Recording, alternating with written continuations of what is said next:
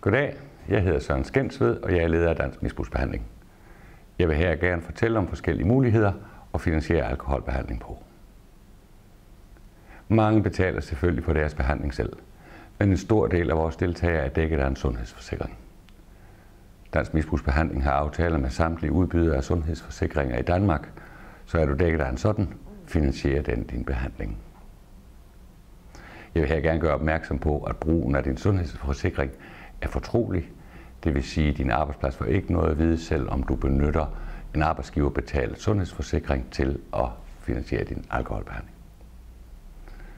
Mange virksomheder har også en alkoholpolitik, som indebærer, at virksomheden går ind og finansierer alkoholbehandling. Her kan det være en god idé at tale med din chef eller din tillidsmand om, hvordan din virksomheds alkoholpolitik den er. Er du selvstændig, kan du lade dit firma betale udgiften til din behandling.